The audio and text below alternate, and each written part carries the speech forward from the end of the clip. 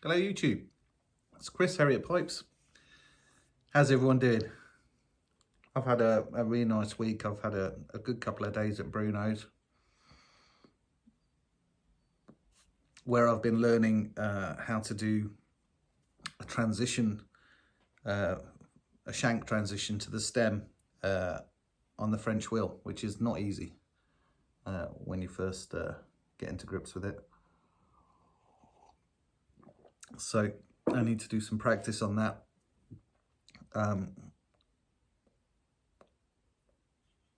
But it's fun to be doing different stuff as well.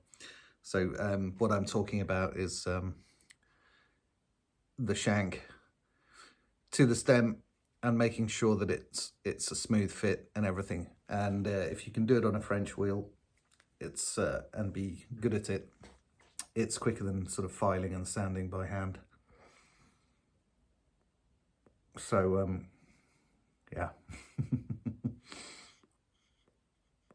He really is a master of his craft, and it's great learning from him, getting all the little details. So yeah, that was great. Monday, what days did I do that? Tuesday and Wednesday. And then I've finished off 3 pipes and started 3 more.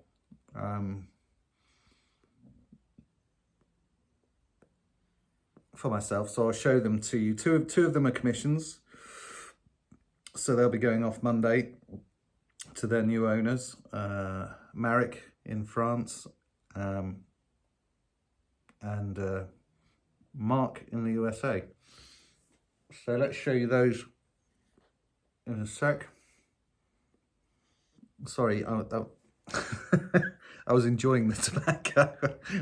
Do you ever get that way? Sometimes you don't want to take the pipe out of your mouth because you're hitting a real sweet spot. Well, that's just been happening. I'm smoking my little apple shot pipe and some Cornell and Deal's Bayou Morning mixture, which is great. So I forgot to do a video last week. I think I said, or the week, maybe it was the week before, and I'd made a Prince. And I'd been wanting to show the Prince on a video because it's not a shape that I get ordered very often. I think people either love Princes or don't like them at all. It's I love them, and it's really nice shape to learn to make because it's not an apple with the top cut off. There's a lot more to it than that to get the shape right. So just bear in mind, apple and Prince. So Mark in the US, he saw the Prince that I made on. I managed to put some pictures from on Instagram and Facebook for the one that I'd made the other week, and we were chatting the other day. 2 great guys, Mark and Chris, and a couple of the English pipe makers. We all have a chat on Zoom once a month, once every couple of months when we can, and have a beer and a chat and catch up, which is really nice. So that was when Mark said that he was interested in a Prince, so I got straight on it. And other than the sandblast, I had carte blanche to do what I wanted with it. So got some nice rings on it going around, and this kind of contrast. So there's 2 ways to do a contrast blast. One is to stain the pipe and then reblast quickly, and the theory is that it leaves it takes out the softer wood and leaves you with the hardwood still stained. But not all briar is equal, and sometimes the briar is pretty consistent in its density. This took a long time to blast to get the effect and bring out the rings. A lot of patience and perseverance. So when you've got briar like that, it really doesn't lend itself to a contrast blast or getting a good contrast blast. So this one, I stained and I buffed back on the wheel and then stained over the top. So it's a slightly different effect, but it's a cool effect.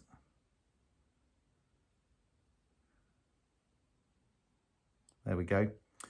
And an ebonite stem with a horn ring on the stem.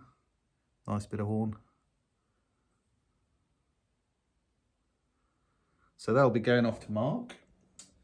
That was the first one. Then it's nice. I've had 2 commissions on the basis that people have seen pipes that I've made and ordered pipes, which can only be a good thing. So I made, and it's still up on the website available actually, I made a poker with some lovely crosscut bird's eye, and a guy I know, Marek, saw it, but he also saw what was it, a Liverpool, maybe it was Canadian, can't remember, which has sort of like an orangey red contrast stain, and he wanted the poker but with the other stains, so that's what I did. And he chose ebonite and horn as well. So there's the reddy orange contrast stain. Nice bits of bird's eye on there. And again, another nice bit of horn with some lovely black bits going through it. Not quite a perfect crosscut, but a good one. So yeah, so that'll go off to Marek on Monday as well. Try and the chamber's a bit too deep to show that. There it is. Drilling's right in the middle, but of course my camera phone makes it look like it's going off because it's such a deep chamber. It's 43 mils deep, these chambers on this. But I'm getting used to making the pokers now, and I quite like them. I think I've got the elegance that I want and the transition that I want on them, and they sit, which I can't show you because I haven't got a flat surface. But there we go. That's that. And then on the video the other week, can't remember who, sorry, someone asked if I ever make Bulldogs, and I don't very often, but I can. I prefer Rhodesians as a shape. I like round shanks, but that's just personal. So there's a little bulldog.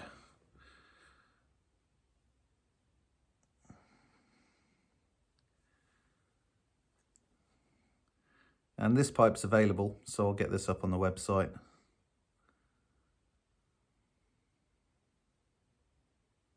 I don't like the shanks too thick on Bulldogs. I like the bowl to show itself off a bit better than when you have those thick shanks, which makes them a bit fiddly. And if you go too far, you've got no shank left. I'm just taking off the stem so I can show you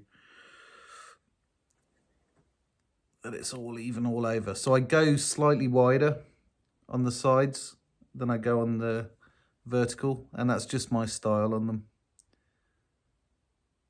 But I think it looks nice because you get the height of the bowl, which isn't disrupted. But you do need the width on the sides, otherwise it looks too small and a bit unbalanced for the stem and the shanks. So yeah, so there you go. Just for someone made a comment, and I thought, yeah, I haven't made one for a while, so I made one. Quite nice grain, but a nice contrast stain for sure. And why have one ring when you can have 3? So I cut 3 grooves. Oh, that's a little bit of fluff in there. Yeah. 2 rings, 3 grooves. And the pipe's kind of a reddish brown. It's a colour that I mix myself. And in the grooves, I've gone orange. It looks the same on the camera, but it's contrast. And how you do that is you reverse chuck the pipe afterwards. Make sure it's straight and cut your grooves afterwards. So it's a little bit more technical than cutting a groove while you're chucked up on the lathe. But it means you can do more interesting things. So yeah, so that's what I've been doing. I had a bad back all week as well, which wasn't fun. So there's some, tomorrow I will be cutting the grass and doing all the stuff that I want to do. It's about a foot high. The joys of getting old. I woke up and there was something wrong. That seems to happen more and more regularly after 45.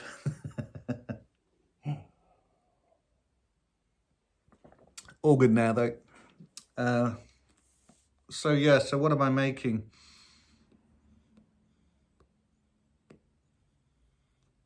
I've started another print, so I'm trying to dial the shape in. That's almost complete. It's got some lovely straight grain on it.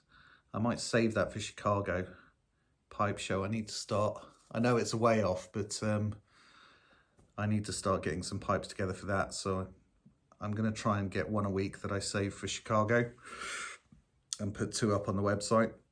So I won't be showing these off in case anyone tries to buy them and I'm trying to get a stock together.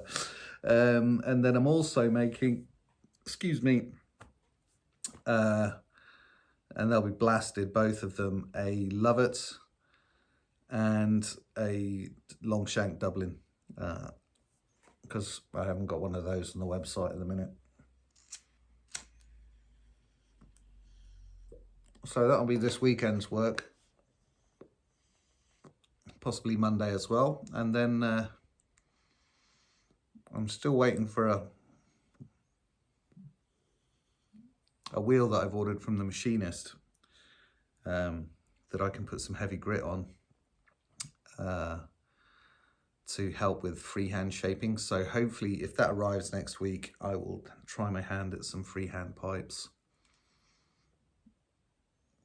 Danish style-y. But I really want that wheel before I start trying to do that, so I can remove them enough briar quickly enough, because the setup I've got at the minute is not great for freehand stuff. So there we go. Anyway, I'm prattling on. So have a great weekend, everyone. I think most people's kids are on school holidays, so I hope they're not driving you mad and you find time for pipes.